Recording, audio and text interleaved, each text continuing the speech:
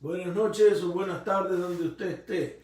Dios me lo bendiga, hermano, hermana, y un saludo a la iglesia de la Viña. Un abrazo grande a todos ustedes. Está de más decirles, los extraño, me es tan extraño hacer esto desde casa. Comentaba con los hermanos que hablo por teléfono, y dicen, a veces no sé qué día vivo, porque he tenido 30 años yendo a la iglesia todos estos días, miércoles, sábado, domingo, incluso a veces los lunes. Y ahora, Dios mío, haciendo esto. Pero le doy gracias a mi Dios que podemos hacer esto, de poder dar la palabra. He visto que la mamá de Rodrigo nos ha mandado un mensajecito, también a Ezequiel allá en la Florida, en Boca Ratón. Y gente que no conozco, que realmente no conozco, que nos mandan saludos, nos mandan alguna notita o les gusta lo que hablamos.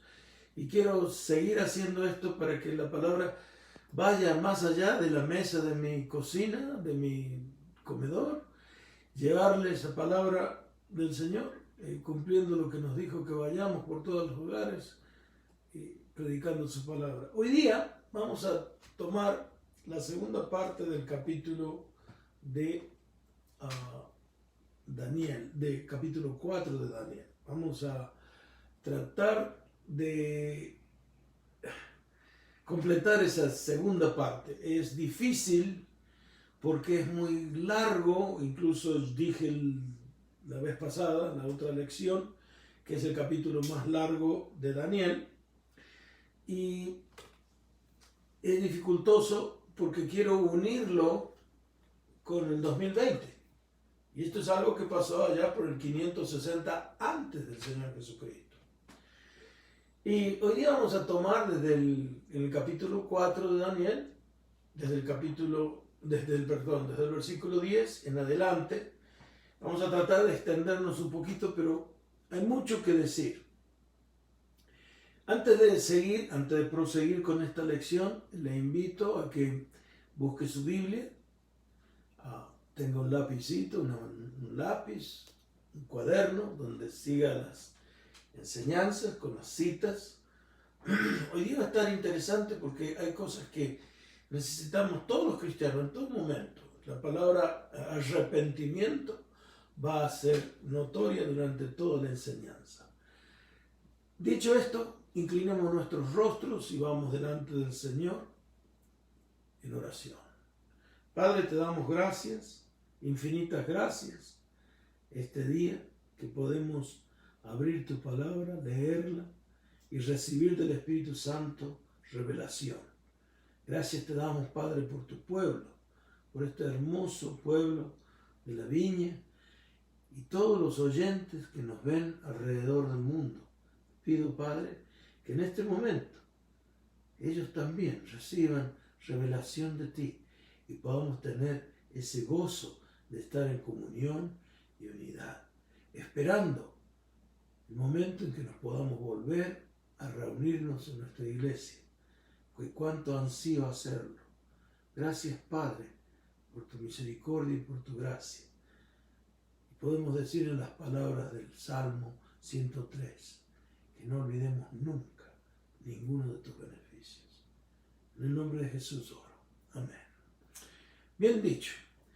Daniel capítulo 4, verso 10 al 12 vamos a leer ahora. Estas fueron las visiones de mi cabeza mientras estaba en mi cama. Este es el rey Nabucodonosor tratando de revelar o de describir la visión que había tenido. Me parecía ver en medio de la tierra un árbol cuya altura era grande.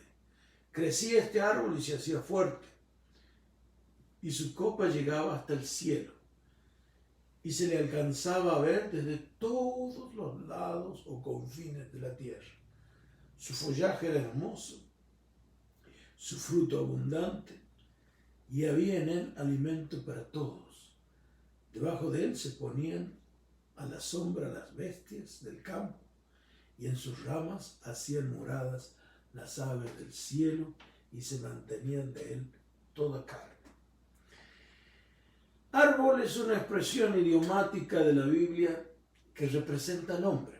En el Salmo 1 tenemos el árbol plantado en un lugar beneficioso. También encontramos árboles, particularmente en el Edén. 2 árboles, el de la ciencia del bien y del mal y el árbol de la vida. En Ezequiel 31, la palabra de Dios compara al rey de Asiria con el cedro del Líbano. Algo muy particular, algo que tiene una similitud tremenda a esto. En Mateo 13, Jesús nos da la parábola de la semilla de mostaza que se convierte en un árbol con las características de lo que se describe Nabucodonosor. Vamos a ver si en algún otro momento estudiamos esto. Vamos a ver ahora, volvamos a Daniel, capítulo 4, versos 13 al 17. Y vi en las visiones de mi cabeza mientras estaba en mi cama, que he aquí un vigilante y santo descendía del cielo. Subraya esto. Esto va a ser tan importante cuando comencemos el estudio de ángeles, porque nos vamos a volver a referir a este, porque este es un ángel. Verso 14, vamos a ver qué es lo que dice este ángel. Y clamaba fuertemente y decía así: derribad el árbol, cortad sus ramas, quitad del follaje y dispersad su fruto. Váyanse las bestias que están debajo de él y las aves de sus ramas. Mas la cepa, o sea el tronco, de sus raíces dejaréis en la tierra, con atadura de hierro y de bronce, entre la hierba del campo. Sea mojado con el rocío del cielo, y con las bestias sea su parte entre la hierba de la tierra. Su corazón de hombre sea cambiado, y le sea dado corazón de bestia, y pasen sobre él 7 tiempos. La sentencia es por decreto de los vigilantes. También quisiera que subraye decreto de los vigilantes. Y por dicho de los santos la resolución, para que conozcan los vivientes que el Altísimo gobierna el reino de los hombres. También subraye, el Altísimo gobierna el reino de los hombres. Y que a quien él quiere lo da, y constituye sobre él al más bajo de los hombres. Tenemos tremendo lenguaje que vamos a ver. Vemos un mandamiento o un decreto sobre este árbol. Y Nabucodonosor, después de describir el árbol, habla sobre el decreto que un vigilante, un ángel santo, baja del cielo y le habla a él con respecto a ese sueño o esa visión. Y este decreto lo que voy a hacer es una sinopsis de lo que pasa, y luego vamos a ver la interpretación que Daniel le da. Y le da un consejo a Daniel. Entonces vamos a ver la sinopsis primero. Lo primero que veo en esta sinopsis es, número 1, es la destrucción o el decreto de destruir el árbol, derribar el árbol. Aquí está el verso 14. Esta es una catástrofe para un árbol tan grande, pero representa la caída de Nabucodonosor. Número 2. Desmembramiento del árbol, palabra muy difícil. O sea, corten las ramas. También está en el verso 14. Y este es el alcance de la destrucción. Es grande, casi total. Luego vemos, número 3, el desmantelamiento del árbol. Le quitan el follaje. La destrucción del árbol es minuciosa. Número 4, el desalojo de los que se servían del árbol.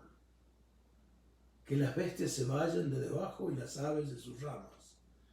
Eso es el verso 14 también. O sea, ¿qué pasa?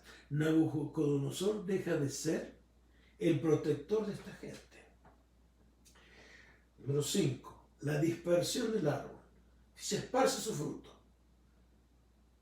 Este está en el verso 14 también. Este es el fin de la prosperidad retratada en el hecho de que esparce su fruto. Número 6. El tiempo de espera para ese árbol. Dice, deja la cepa de sus raíces en la tierra. O sea que el árbol no está completamente destruido. Volverá a crecer. Nabucodonosor regresará después de su castigo. Número 7. Vemos una presión del árbol. Y dice así, con atadura de hierro y de bronce. Esta es la pérdida de libertad de juicio que se ve mediante las ataduras.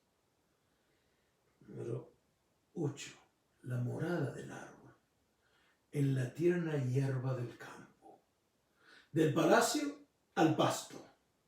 Una experiencia muy humilde para Nabucodonosor. La humedad del árbol que se moje con el rocío del cielo. Esto está en el verso 15. Esto muestra que Nabucodonosor se alojaría en la intemperie, afuera, no en su lujoso y suntuoso palacio. Número 10. La demencia del árbol. Que su corazón sea cambiado del hombre y que se le dé corazón de una bestia. Verso 16. Corazón aquí representa la mentalidad y habla de demencia. Ese es el juicio sobre Nabucodonosor. Y último, número 11, la duración del árbol, que 7 tiempos pasan sobre él. Esto es más figurativo en una designación de la palabra tiempo por año. Cada tiempo es un año. Y este es el tiempo necesario que Nabucodonosor va a llevar para llegar a arrepentirse. Tengo un pensamiento que quiero compartirlo. La implicación acá es clara. Todos los líderes y gobernantes deben renunciar a su pecado de orgullo y a cualquier otra conducta perversa. Deben vivir con rectitud y gobernar en misericordia y compasión. Deben ejecutar la verdadera justicia y caminar humildemente sobre la tierra, sabiendo que al Dios Altísimo le debemos rendir cuentas. Y razono esto, hermanos. Dios es soberano. Él gobierna sobre todo el mundo y controla cada evento que tiene mi vida en esta tierra y la tuya también. La soberanía de Dios es una verdad maravillosa, porque significa que Dios tiene control sobre nuestras vidas, la tuya, la mía, y todo lo que nos sucede. Entiéndelo, es la tuya, la mía, tus amigos, tus enemigos, tus adversarios. Y ese control también está sobre las dificultades y los eventos catastróficos. Durante estos momentos, como el que estamos pasando, tenemos que ser muy conscientes de que Dios todavía tiene el control. Él posee todo conocimiento y todo el poder y nos ama con un amor incomprensible. A nosotros no se nos ocurre amar de esa forma. Por lo tanto, usará su poder para fortalecernos, para soportar este momento y caminar victoriosamente a través de él. Incluso cuando lleguemos a nuestra última crisis, que es la muerte, el Señor usa su poder para que en un abrir y cerrar de ojos pasemos de esta vida al estar presente con Él. Más rápido en lo que parpadea tu ojo, en su propia presencia, en el cielo mismo. Entiéndeme, el Señor es soberano. Ahí en Romanos capítulo 8, verso 28 dice, y sabemos que los que aman a Dios, todas las cosas les ayudan a bien. bien. Esto es, a los que conforme a su propósito son llamados. Aleluya. Hay algo más que el Señor Jesús nos enseña en el medio de la oración, que Dios es soberano. Allá en Mateo 6, cuando nos enseña a orar, o nos da la estructura esa de orar, en Mateo 6, verso 13 dice, y no nos dejes caer en tentación, mas líbranos del mal, porque tuyo es el reino, el poder y la gloria por los siglos de los siglos. Amén. ¿Qué te está diciendo? Dios está en control. Ayer, hoy día, por siempre.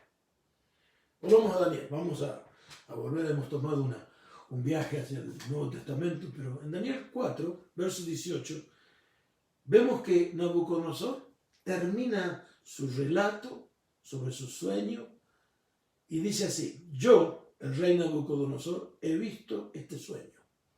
Tú, pues, Belsasar, le está hablando a Daniel, dirás la interpretación de él, porque todos los sabios de mi reino no han podido mostrarme su interpretación, mas tú puedes, porque mora en ti el espíritu de los dioses santos. Nuevamente, regresamos. Este hombre conoce del Dios Altísimo, pero sigue manteniendo su mano y su creencia en las cosas de este mundo, en el rudimento de este mundo. Le expresa confianza en la capacidad de que él le va a interpretar. Y Daniel le va a explicar el significado, porque sus asesores, los ocultistas, no tenían la capacidad de hacerlo. Nuevamente, porque esto ya pasó como 25 o 30 años atrás en el capítulo 2. Nabucodonosor enfatizó su creencia de que el espíritu de los dioses santos estaba en Daniel. Vuelvo que esto es un insulto para Daniel. Vamos a ver los versos 19. Entonces Daniel, cuyo nombre era Belsasar, quedó atónito casi una hora. Y sus pensamientos lo turbaban, y el rey habló y dijo: Belsasar, no te turben ni el sueño ni su interpretación. Belsasar respondió y dijo: Señor mío, el sueño sea para tus enemigos y su interpretación para los que mal te quieren. Atónito, no es que no lo podía decir, sino que estaba sorprendido por lo que veía. El profeta Eliseo le pasó algo así, cuando miró a uno, se largó a llorar y le pregunta: ¿por qué estás llorando? Dice: porque he visto todo el mal que vas a hacer a Israel. Este tipo de pensamiento del momento atónito no era porque tenía dificultad de entenderlo, sino por la nación, lo que iba a pasar, y el bienestar de su propio pueblo. Y cuando le dice: el sueño sea para los que te odian y su interpretación para tus enemigos, realmente le está diciendo: el sueño concierne a tus enemigos y la interpretación los beneficia.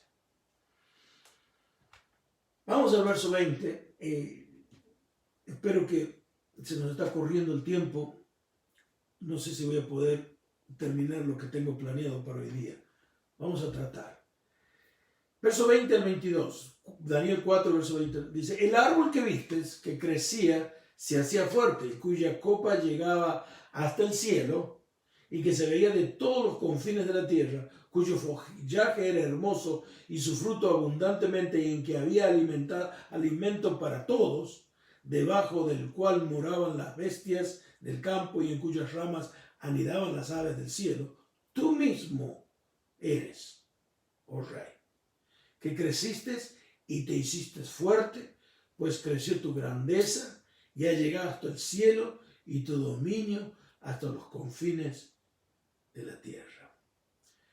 Este es un muchacho que Daniel, bueno, ya a esta época ya debe tener sus buenos 45 a 50 años.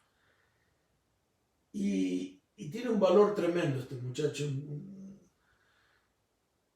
En la Argentina nosotros decimos coraje. He visto que esa palabra significa que se enojan, pero tiene un valor tremendo, una valentía. Esa es la palabra que estoy buscando. Y le comenzó a explicar las características de este sueño. Y vamos a tratar de ver 3, pero no sé si podemos. El impotente árbol en medio de la tierra representaba al rey y su imperio. La prosperidad económica del imperio, la protección y la seguridad que proporcionaba, la grandeza que había logrado, la fuerza militar, la vasta expansión y el impacto de su influencia en todo el mundo. Todos estos logros se habían logrado principalmente durante el reinado de Nabucodonosor, y el poderoso árbol representaba al rey y su imperio. Daniel 4, 23 al 25. En cuanto a lo que vio el rey, un vigilante y santo que descendía del cielo y decía: cortad el árbol y destruidlo, mas la cepa de sus raíces dejaréis en la tierra. Con atadura de hierro y de bronce, en la hierba del campo sea mojado, y con el rocío del cielo y con las bestias del campo sea su parte, hasta que pasen sobre él 7 tiempos. Esta es la interpretación, oh rey. La sentencia del Altísimo, que ha venido sobre mi señor el rey, que te echarán de entre los hombres, y con las bestias del campo será tu morada, y con hierba del campo te apacentarán como los bueyes, y con el rocío del cielo serás bañado, y 7 tiempos pasarán sobre ti, hasta que conozcas que el Altísimo tiene dominio en el reino de los hombres, y que lo da a quien él quiere. Es duro esto, porque el mandamiento de este mensajero representa el juicio venidero de Dios sobre la vida del rey. Y fue un decreto emitido por el Dios Altísimo. Por lo tanto, no se puede escapar de esa sentencia. ¿Por qué es? Va a sufrir debido a su orgullo, su autosuficiencia y el comportamiento perverso que tenía. Sin embargo, la raíz, la cepa, indicó al rey que no perdería su vida, sino que sería preservado. Cuando habla de empaparse del cielo, del rocío del cielo y vivir con... era un símbolo, o sea, empaparse con el rocío del cielo y vivir con los animales era un símbolo de que el rey estaba volviéndose loco, se volvería loco, viviendo afuera como una bestia expuesta a los elementos. Más o menos parecido como aquel que andaba en Gadará. Trágicamente, su comportamiento salvaje e irracional, y le va a durar 7 largos años. Su locura era una disciplina de Dios y continuaría hasta que se humillara y reconociera que Dios es soberano y que Dios controla todos los reinos y los asuntos de la raza humana. Quiero leer el verso 26 y 27, porque es aquí donde Daniel le da un consejo. En cuanto a la orden de dejar en la tierra la cepa de las raíces del mismo árbol, significa que tu reino te quedará firme, luego que reconozcas que el cielo gobierna. Por tanto, oh rey, acepta mi consejo. Tus pecados redime con justicia, y tus iniquidades haciendo misericordia para con los oprimidos, pues tal vez será eso una prolongación de tu tranquilidad. Este es un consejo que toma mucho valor, valentía darlo, especialmente la posición de Daniel hacia un rey. El tronco y las raíces representan la recuperación del rey. Aunque el árbol se había cortado, las raíces quedan. Y el Señor le dio al rey un rayo de esperanza para el futuro. sería sanado físicamente, restaurado en su trono. Su curación y restauración no se llevarían a cabo hasta que él reconociera quién es el Señor y que solo el Señor gobierna en los asuntos de este mundo.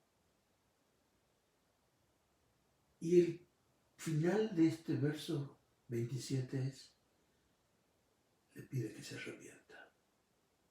Debe renunciar a sus pecados, vivir con rectitud, gobernar con misericordia.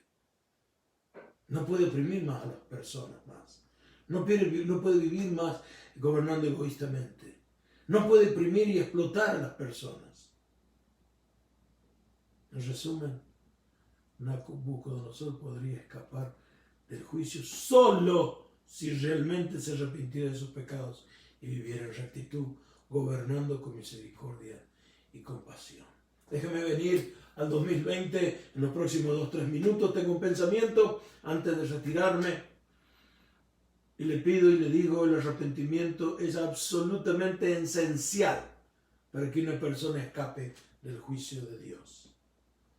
Incluso si quiere hacer un ejercicio para comenzar a entender, tome un papel y escriba la palabra arrepentimiento 20 veces. Para que entre, que es la necesidad que tenemos. El juicio de Dios viene sobre los pecadores, los malvados de esta tierra. Todos los que cometen maldades de cualquier tipo. Ellos se van a encontrar y van a enfrentarse con la condena de Dios. Esta es la fuerza y la fuerte enseñanza de la palabra de Dios. Pero hay un escape. Ese escape que le están ofreciendo a Nabucodonosor, hoy día te lo ofrezco a ti. Es el arrepentimiento y el verdadero arrepentimiento.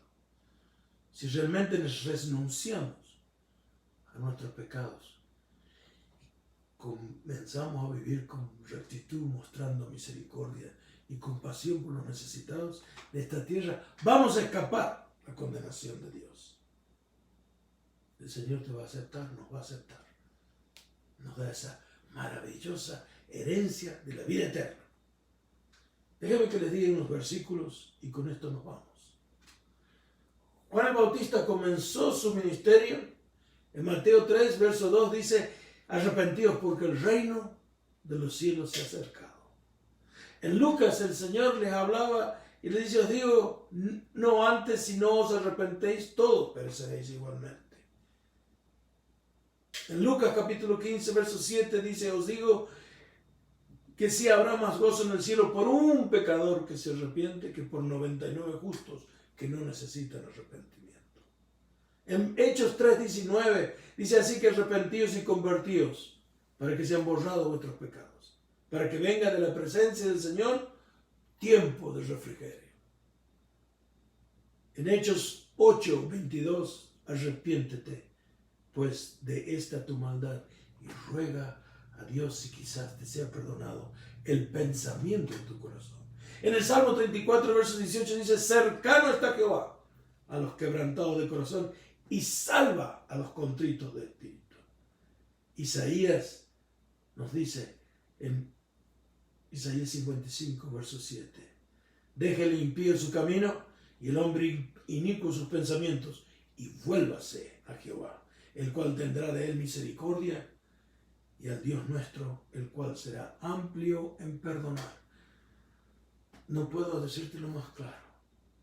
Si no conoces a Jesús, esta noche di conmigo, Señor Jesús, ven y vive en mi corazón. Creo en ti. Me arrepiento de mi vida pasada. Gracias por la vida eterna. Si has podido decir todas estas cosas, te pido por favor, envíanos una nota, un like, share. También puedes hacerte en suscribirte en YouTube y haznos saber que nos estás mirando. Voy a regresar en esta enseñanza con la tercera parte del capítulo 4 y se va a llamar La soberbia y su pago. del rey. Porque vamos a ver lo que le pasó y vamos a también de tratar de traer algo que nos ligue a la ciencia médica, qué es lo que le sucedió a este varón. Y nuevamente te pido, busca al Señor mientras Él puede ser hallado. Dile, me arrepiento de mi vida pasada. Quiero tener una vida fresca, nueva, en el que pueda gozar de la misericordia y de la promesa de la vida eterna. Hasta tanto, me despido. Bye bye.